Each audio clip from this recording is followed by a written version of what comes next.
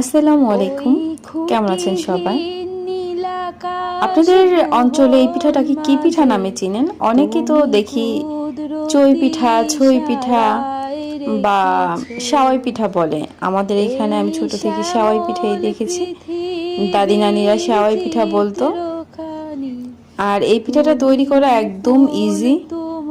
আপনারা যেভাবে আটার ডো করেন ঠিক একইভাবে ডো করে নেবেন, চালের গুঁড়ো বা আটার গুঁড়ো বা ময়দার গুঁড়ো দিয়ে।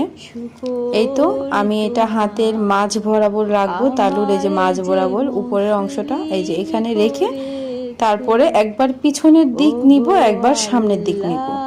এই তো হয়ে গেল, খুব সুন্দর হয়েছে। আর প্রতিটা পিঠাই দেখবেন আমার এক হয়। এর কারণ হলো আমি এরকম লেচি কেটে নেই, প্রথমে চিকন চিকন করে লেচি কেটে নেই। যেরকম চিকন করবেন আপনি পিঠাটা একই সাইজের সবগুলো হবে। আশা করি বুঝতে পেরেছেন। দুইটা পাশ দেখেন কি সুন্দর চিকন হয়েছে।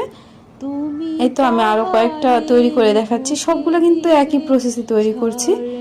প্রথমে পিছনের দিক নিবেন ধাক্কা দিয়ে, আবার সামনের দিক আলতো করে, বেশি প্রেসারও না আবার একদম হালকা করেও না।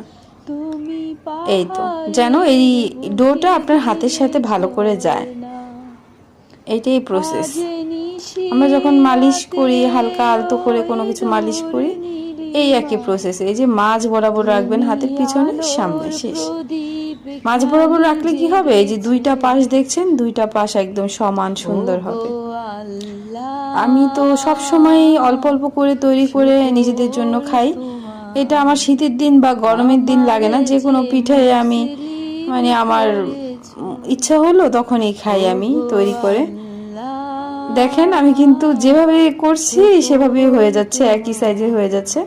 তবে আপনারা আমি যেভাবে দেখিয়েছি এই প্রসেসে বানাবেন তাহলে সুন্দর।